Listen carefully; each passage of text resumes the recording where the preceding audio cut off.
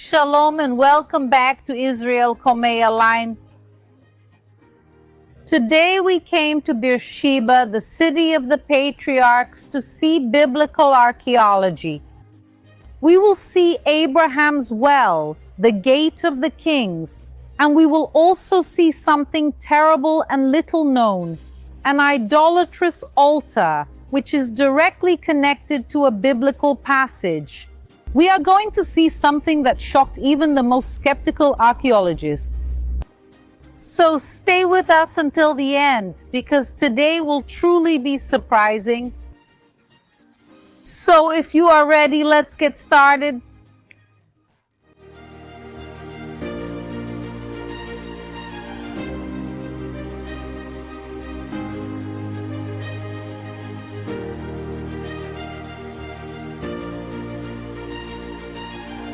We are in Beersheba, in the city of the patriarchs.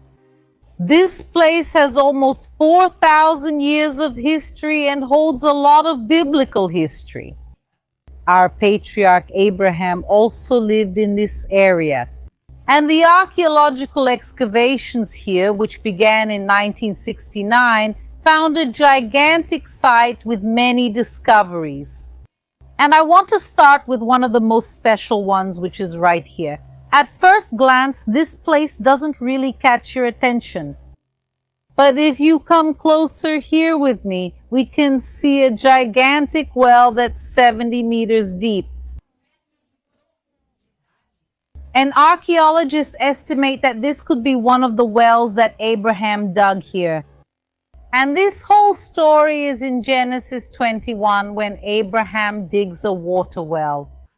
But Abimelech's servants take it by force, and Abraham goes to claim it from Abimelech. And they come to an agreement and a covenant. Abraham then sets aside 7 lambs from his flock as a testimony that he had dug that well. And he gives them to Abimelech. And this oath in front of everyone gave the place its name, Beersheba, which means the well of the oath, but it can also mean the well of the 7. And so the city is called that to this day. You can look it up on modern maps. Even after 3,800 years, this is still the site of the well of the oath. And this story shows us once again the importance of water here in the desert. We are in the middle of the Negev desert, and having access to a well of water was a matter of life or death for Abraham, for his family, and for all his animals. And that's why when a well was dug, it was already dug in this way. First, in the main well, you could throw in a jar or utensil to draw water for people. But for the animals, there was already a structure built as well. You could draw the water and pour it, and the animals could drink it directly from here. We have to remember that Abraham was a nomad. He lived in tents and had many animals. So he lived in Beersheba, but Beersheba was not at that time a large fortified city. Everything only changes in the 10th century before Christ. We're talking about 3,000 years ago. At the time of King Solomon and King David, during the period of the unified monarchy, Beersheba was fortified and became the great city that we see here in the archaeological excavations. But when the archaeologists started digging here, they found something shocking. Something that is described in such detail in the biblical record that it really left everyone speechless. But it's still something that's relatively little known, but today we're going to show you everything firsthand. And this story actually begins right here at the walls from the time of the kings.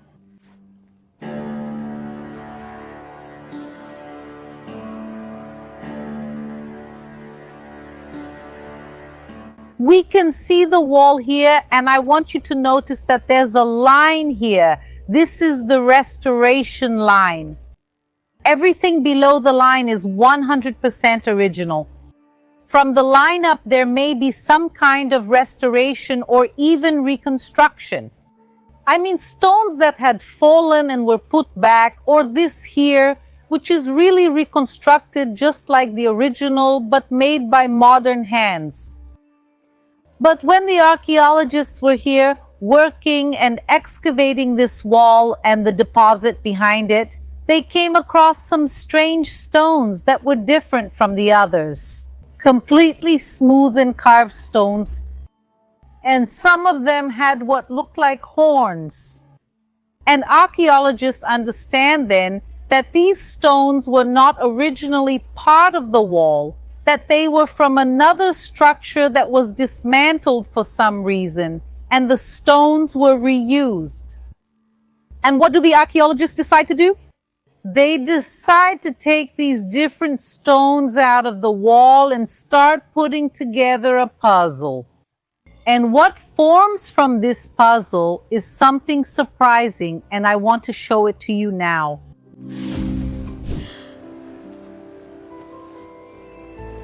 Thanks, Daddy. I live in Jerusalem. Every day I walk these streets, the same stones and the same ground where King David walked. I'm holding soil from the Temple Mount. This was carefully rescued by archaeologists in the 90s in the sifting project. Temple Mount soil is the only entity authorized to verify and certify its authenticity and origin. I'm so happy it's so beautiful and special, but beyond that, it has such deep meaning. I'm carrying with me a rare piece of history from the holiest place in Jerusalem. It's got everything: our faith, our family, something we'll carry for generations.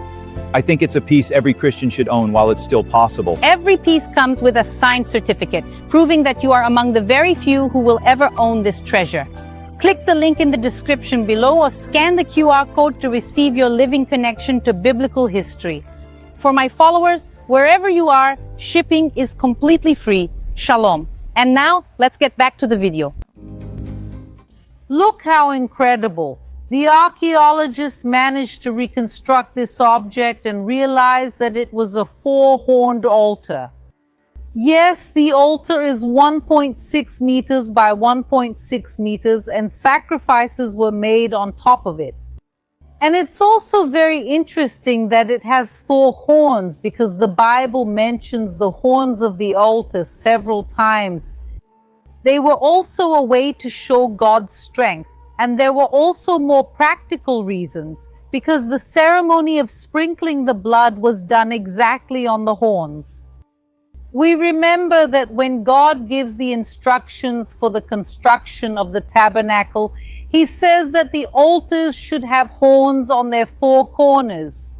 This applies to both the sacrificial altar and the altar of incense, and the horns were a very important part of the altar. We see this in Leviticus 8:15. Moses slaughtered the bull, took the blood, and with his finger put some of the blood on all the horns of the altar to purify it. He poured out the rest of the blood at the base of the altar and thus consecrated it to make atonement for it. And also touching the horn of the altar was a way to find refuge. How did that work? A person in danger would run to the altar and hold on to those horns as a request for protection. It was like saying, "Don't kill me now, I want my case to be judged before God." But that didn't mean the person was automatically free. If she was innocent or if the case needed to be evaluated, she could receive mercy. But if she had committed a serious crime on purpose, like murder, she could be taken even from the altar. And we know that this practice happened. We have two clear examples in the Bible. One is when Adonijah held on to the horns of the altar out of fear of King Solomon and was spared at that moment. And another example is when Joab also held on to the horns of the altar, but he was guilty of shedding innocent blood, so he was not spared. But why was the altar here in Judah found dismantled? And what's more, why were its stones reused in the wall? What's the meaning of that? The answer is also in the Bible. We see that in the Bible there is an indication that the worship of God should be centered in Jerusalem. And several times throughout history we see the people of Israel disobeying this, and sometimes even practicing idolatry in some cities. And that's why we have two great kings, King Hezekiah and King Josiah, who carry out religious reforms to follow God's will. And part of this reform was to tear down the idolatrous altars.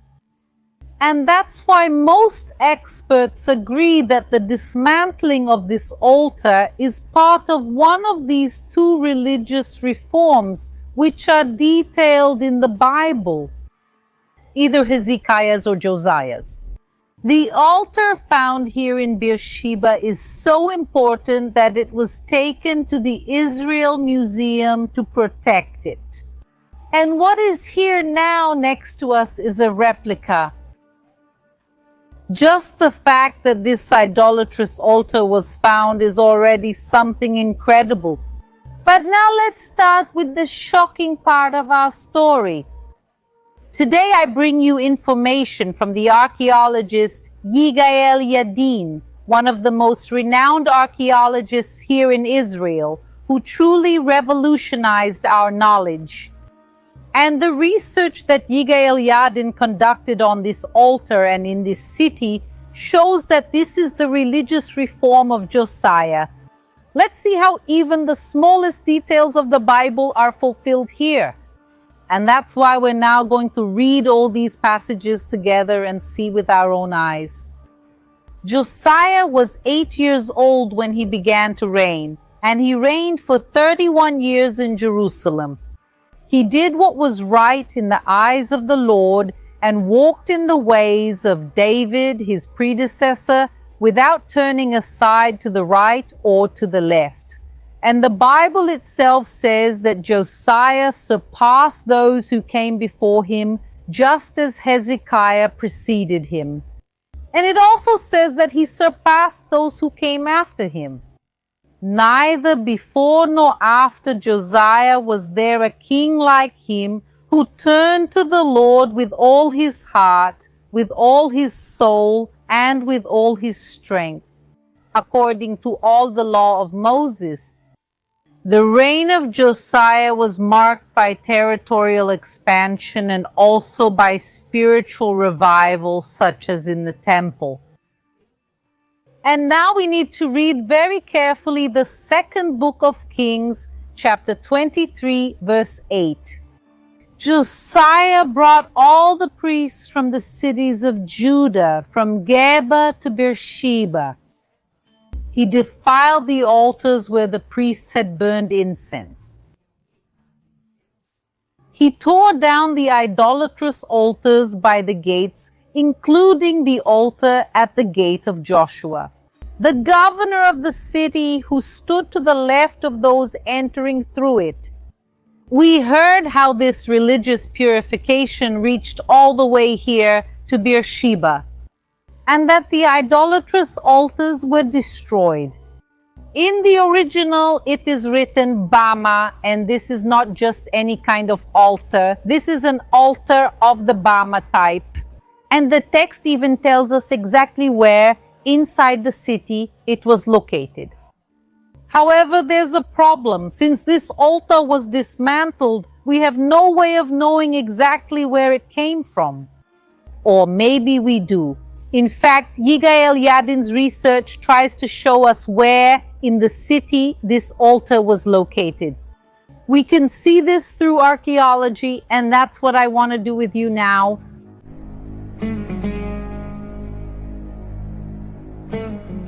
We heard that among the various altars that Josiah dismantled, there is an important one that is specifically mentioned. The verse says that it was near the gate of Joshua, but we have to note that in Jerusalem there was never a gate with that name. And the archaeologist Yigael Yadin suggested that the most likely reading of this verse is that the gate referred to Beersheba, the city that was just mentioned in the same verse. What we're going to do now is use the Bible as a descriptive map. So let's see where we are. Back here are the walls that we saw at the beginning. But as soon as we enter, this here is not considered the gate. This was an open area, like maybe a square. The gate is actually here. This is the original gate from the time of the kings. The gates at that time had several side rooms. In those rooms there could be soldiers. There were also tax collections. I mean, without a doubt, this is the gate. And look, with the aerial image, it's easier to see. The gate has 4 side rooms, 2 on each side. And during the Iron Age, there was only 1 gate in Beersheba. And is this the gate of Joshua mentioned in the Bible? And the text tells us that to the left side of the gate was the governor's house. From the perspective of someone entering, so let's go in and turn to our left. Pay attention to everything, even the smallest details. These are the rooms I mentioned, soldiers' rooms. So this is the left side of the gate.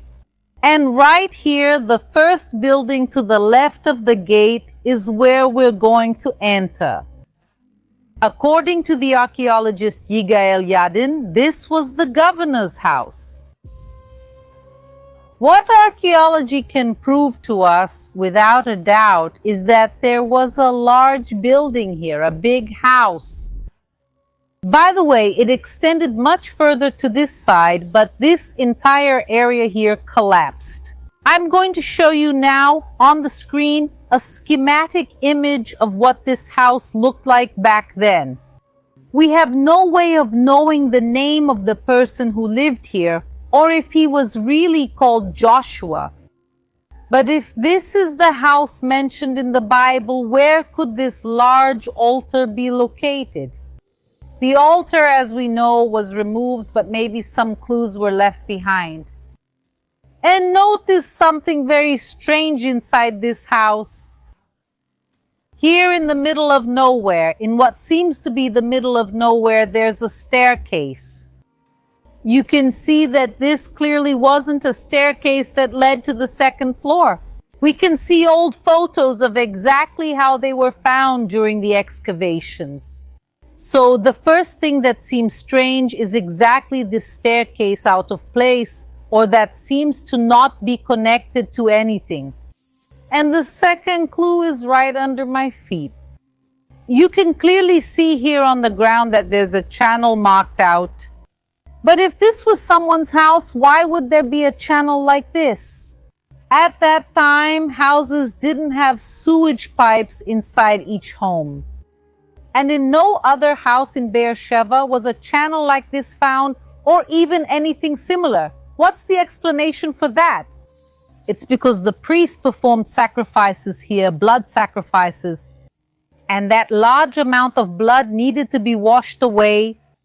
And so, to wash the blood out of the city, they needed a water channel. And that's why everything indicates that exactly where I'm standing was where this altar was located. And see, this discovery was made using the Bible, drawing it piece by piece from the Bible. And really everything here is just as described in the Bible. And nothing like this has been found anywhere else in Beersheba. And now, if we put together what was found here in the archaeological excavations along with our biblical knowledge, the story fits perfectly. Because we know that during Josiah's religious reform, they didn't usually smash the altars with sledgehammers. Instead, what they usually did was dismantle the altars and bury them. And it makes perfect sense that the workers took the simplest route. I mean, dismantling the altar, but there was no need to take apart the stairs. The important thing was the altar and its horns. And that's why the stairs have survived to this day, while the altar was found nearby but buried. There really is a very different feeling being in this place, knowing exactly what happened here more than 2,000 years ago. Beersheba is an exciting place where we can connect to the stories of the Bible, to the buildings, to the objects that our patriarchs and our kings used. It really is a unique feeling, and now I want to hear your opinion. Do you believe that in this place we just saw, the altar mentioned in the Bible was really located here and destroyed and dismantled by Josiah? That Yigal Yadin really unraveled a mystery that was more than 2,000 years old? Leave your opinion here in the comments, and I hope you enjoyed today's video, and I'll see you next week.